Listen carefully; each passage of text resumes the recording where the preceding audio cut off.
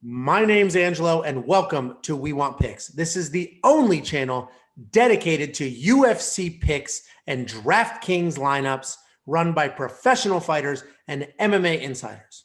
Every week, I join Nick Newell, professional fighter, professional model, and ESPN Top 10 guest, along with Dan Kramer, UFC fighter, Bellator fighter, Ultimate Fighter alumni, and Jacob Lyons, a skinny kid from Indiana. And we break down every single fight, the betting odds, the DraftKings picks, and we set you up for success. Next up at UFC Fight Night, Brunson versus Holland, we have Trevin Giles versus Roman Dolidze. And if Dan's going to get another I told you so video, this might be it, because Roman Dolidze is a world champion grappler multiple times over, just like we saw Vieira a few months back before he lost and got submitted. So this is a close fight. The odds have it a close fight. And I agree with these odds. I agree with how close this is, even though Roman Dolidze is a multiple time world champion grappler. This will be an interesting one for sure. Dan, I'll let you go first. How do you see this going? Do you think Roman's, his surprising power and grappling get this done, or what do you think happens here? I was watching tape on both these guys. I think it is going to be a close fight. I think this is going to come down to if Dolidze has the right game plan. I think he has an easy path to victory. If he doesn't, which kind of watching some of his fights, he may not, because he kind of is like one of those guys, I don't give a shit, I'll fight and forget a game plan. I'm here to bang type of guy. But he looks good. I think Dolidze will get the win. I'm watching the tape on him. He's undefeated, 2-0 in the UFC. He KO'd Ibrahimov. Interesting fact, he's a bare knuckle champion with over 40 fights as a bare knuckle fighter. So the guy's tough. If you've watched his video, he likes to talk and says all sorts of crazy stuff during the fights. Apparently he did a tour of a bunch of different camps where he went to Jackson Wink. I think now he finally landed at Extreme Couture. So he's good. Decent striking, switches stances, patient but powerful. Last fight was a split decision over John Allen. Nothing crazy there. Trevin Giles, so he's got 60 fights in the UFC. He's 4-2.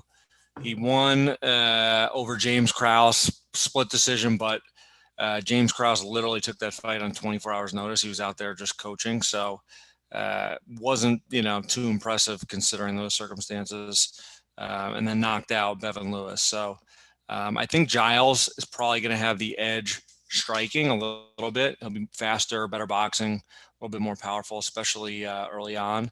And Dolidze is very hittable, I think, because he just doesn't care. He'll just take a couple shots to give one. But if Dolidze comes out with a good game plan, grappling, I think he has the submission skills and the grappling skills to beat Giles easy on the ground. So that's what I'm thinking will happen. That's what I'm hoping will happen. I think Dolidze wins. He's my pick. Yeah, and I think I agree with you. The game plan is the big question mark because, as you mentioned, Dolidze is happy to bang, which makes no sense given how phenomenal he is on the ground. Trevin Giles does have good takedown defense. He's shown that in the past. If you pull up his UFC stats, I think it's 80% takedown defense, which is really good. And he's a solid striker. Roman Dolidze, again, unbelievable grappler, but he's big. He started as a heavyweight, and he's now worked his way down to middleweight. And anytime we have an undefeated fighter with those actual credentials behind him in other sports, it's tricky because this may be the beginning of something unbelievable, right? We may be talking a year from now about him dominating the middleweight division and cleaning it out. We don't know. So there's a lot of question marks here, but Trevin Giles is a real test for him. I'm going with Roman to win. I do have him in my lineup. I love him at this price, $8,200 for a world champion grappler who's big, doesn't have cardio issues, and has no problem banging with power. I will take that all day. So Nick, what are your thoughts here? How do you see this going? Do you favor the underdog here? I mean, I think that Giles has fought the better competition if you look overall. Wins or lose, he has a win over a very high-level grappler in Antonio Braga Neto. He beat Ryan Spann, who's been an absolute monster. Granted, it was a long time ago. He still did it. His last fight versus Bevon Lewis, he looked fantastic. I thought his striking looked really crisp. He works well behind his jab. His composure was great, and I had my concerns after he fainted backstage before he fought Kevin Holland. I was like, well, does this guy really want to do it? And he came out last time and he looked absolutely amazing.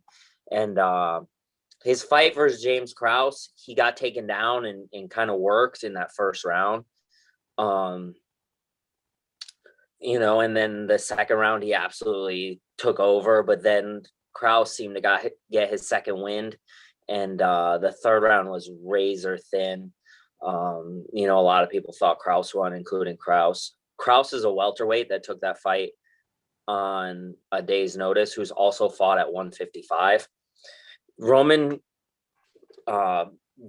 Dolidze is a former heavyweight that's moving down to 185 and a world-class wrestler. I follow Sean Strickland on Instagram, as everyone should, because he's absolutely one of the most entertaining follows that you could possibly have for fighters that maybe are kind of flying under the radar.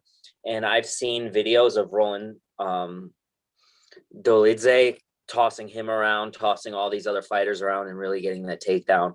So I think James Krause, phenomenal fighter, really well-rounded, and one of the best welterweights in the world. But he moved up to middleweight, and he's not a powerhouse wrestler, and he was able to take down Giles, and Giles has been submitted before. So I think that Dolidze is going to be able to use enough striking. He's not the better striker. I don't care how many bare knuckle fights he had or whatever. He's not the cleaner striker. He's going to get it down to the ground. He's going to control it and possibly get the submission. I would favor, the one thing that worries me is that he might go to a decision. The times that Trevin Giles has been submitted, he's been submitted by people with their specialty move. I'm not as confident that he'll get the submission, but I'm still going to put a Dolidze in my lineup anyway. Yeah. So again, another, three of us now in favor of Dolidze because of that grappling, prowess. So Jacob, what are your thoughts here? How do you see this going? Do you think Roman gets it done, or do you think he gets himself into trouble because he has showboated in the past and done some very unorthodox things when he shouldn't have? Yeah, guys, I don't want to be dramatic because I think this podcast is about all of us, and we shouldn't all try to stand out ahead of the other or try to outshine the other. So I'm just going to very calmly say that this is the lock of the week, guys. Oh, this is my the lock God. of the week. Trevin Giles will win this fight. And can you guys answer me this question real quick? This is a serious question. Is this Roman's first fight at middleweight? I think so. I'm not positive. I think so. Because I saw him at 205, and this fight is not going to happen. He took this on, I think he's a replacement fighter for Trevin Giles, and he's trying to come down. If this is his first fight at middleweight, I don't know how in the hell he is going to get down to 185. Maybe he has already. I couldn't find it, but he is huge at 205. But he's going to shave his chest and be 175. Yeah, that's definitely possible. Like hamburger beef. But I'm glad you mentioned too I think you alluded, whether you meant to or not, the cardio issues that he could have, because if he's coming down that much, he just looks so big at 205. I'm thinking there's no way that this guy gets out of the first round. I watched one of his fights where he is 8-0, but late he was tired and he got taken down himself. He was so tired. And Trevin Giles, one of the most fun things I do is you learn a lot more about a fighter when they're losing or when they're in a bad situation. That's when you learn the most about them. Trevin Giles against Ryan Spann in the first round was in trouble. Ryan Spann had his back, body triangle, and that guy does not panic at all. He just kind of went through the motions, made sure he didn't get submitted, survived the round, and ended up winning the fight.